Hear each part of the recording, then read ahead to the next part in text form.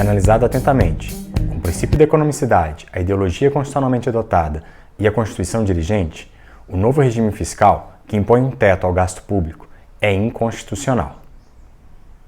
Se você ainda não assistiu os vídeos que tratam do princípio da economicidade, da ideologia constitucionalmente adotada e do dirigismo constitucional, pare agora, faça o seu dever de casa e volte daqui a pouco, porque aqui nós vamos analisar o novo regime fiscal tendo por base aqueles conceitos.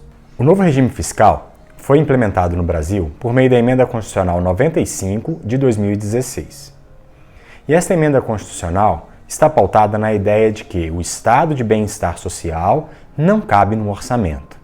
Esta argumentação é bem próxima à ideia de que a argumentação socioeconômica tem cunho ideológico e a argumentação financeira da economia tem cunho neutro.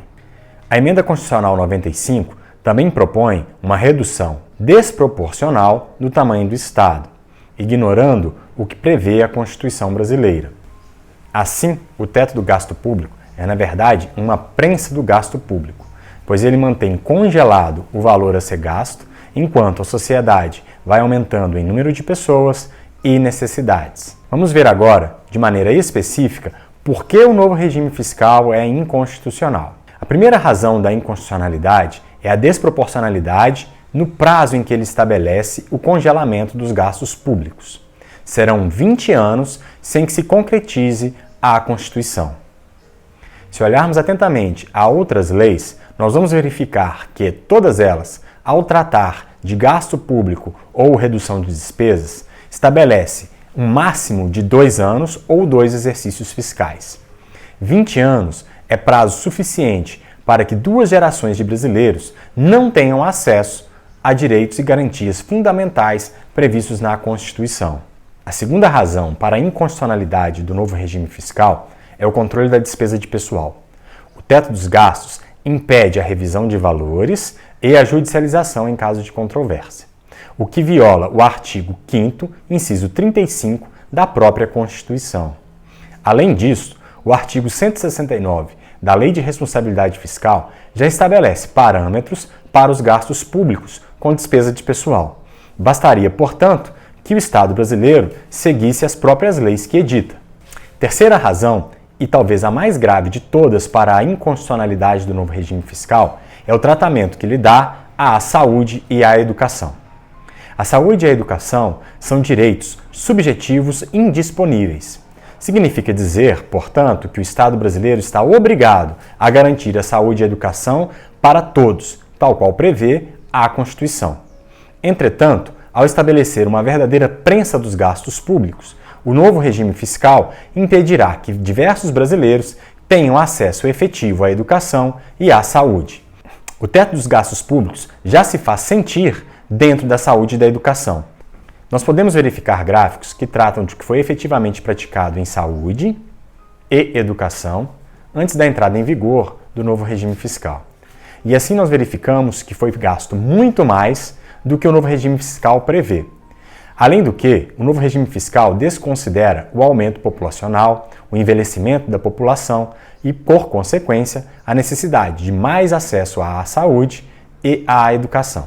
Enquanto direitos subjetivos indisponíveis, o STF já decidiu, na DPF número 45, que, nesses direitos, o Estado tem que gastar sempre proporcionalmente à população e nunca reduzir aqueles gastos.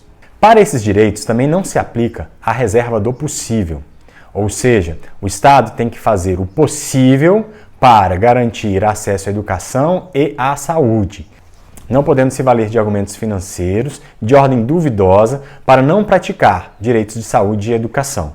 Um exemplo prático. Durante a pandemia da Covid, já foi demonstrado que o governo federal gastou menos do que está orçado para cuidar da saúde. A reserva do possível aqui, portanto, não se aplica. Além disso, já na vigência do novo regime fiscal, deixou-se de aplicar na saúde 9 bilhões de reais. É valor suficiente para impedir que milhões de brasileiros tenham acesso à saúde, esse direito constitucional, subjetivo e indisponível. O último fator com relação ao direito à saúde e educação é a sua possibilidade de judicialização. Caso o Estado não cumpra a sua função constitucional, o cidadão tem direito de judicializar a questão, requerendo, portanto, dos municípios, estados, Distrito Federal ou da própria Federação a concretude daquele direito. A quarta violação da Constituição no novo regime fiscal é a violação da separação de poderes. O novo regime fiscal impõe que a Federação disporá para estados, Distrito Federal e municípios o quanto eles podem gastar em direitos como saúde, educação e despesa de pessoal, o que viola o que está previsto na própria Constituição, de que os poderes são independentes. Pelo mesmo motivo, o artigo 9º da Lei de Responsabilidade Fiscal foi considerado inconstitucional. É o que dispõe a ação de declaração de inconstitucionalidade ADI 22385. O novo regime fiscal, portanto, estabelece uma verdadeira reforma do Estado brasileiro, implementando uma limitação do tamanho do Estado, redução de direitos e garantias fundamentais, pautados em uma única ideologia pura. De acordo com a teoria da ideologia constitucionalmente adotada, nós sabemos que isso não é possível. E, ao violar a Constituição, as reformas implementadas pelo novo regime fiscal tornam-se, portanto, inconstitucionais. Além disso, por se pautar em uma teoria única, ele está dentro do princípio da economicidade, focado apenas naquilo que é certo para uma teoria econômica, deixando de tratar aquilo que é justo. Lembrando que o jurista deve sempre se preocupar com o justo certo, ou seja, verificar se o que a economia diz é também juridicamente possível. E por fim, o novo regime fiscal inverte completamente o dirigismo constitucional. O que a Constituição faz é determinar para o Estado brasileiro um estado de bem-estar social. Basta verificarmos os artigos 1º, 3º, 5º e 170 para vermos que nós temos a obrigação de implementação de um estado de bem-estar social, com redução da pobreza e das desigualdades. Mas o que o novo regime fiscal faz é dizer que o Estado não se preocupará com essas questões por 20 anos e cuidará tratando apenas das questões financeiras, posto que o novo regime fiscal impede que haja ampliação em gastos primários, que são os gastos com saúde, educação e infraestrutura, por exemplo, mas mantém outros gastos financeiros, como pagamento de dívidas e juros.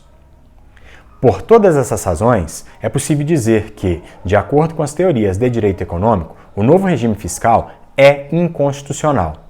Esta é a maneira de se analisar uma política econômica de acordo com as teorias fundamentais do direito econômico, o princípio da economicidade, ideologia constitucionalmente adotada e dirigismo constitucional. Se a política econômica não passa sob o crivo dessas três teorias, nós podemos dizer, sem medo de errar, que esta política econômica é inconstitucional. Obrigado por ter assistido até aqui. Na descrição do vídeo estão referências que utilizei para fundamentar a minha ideia. Até a próxima!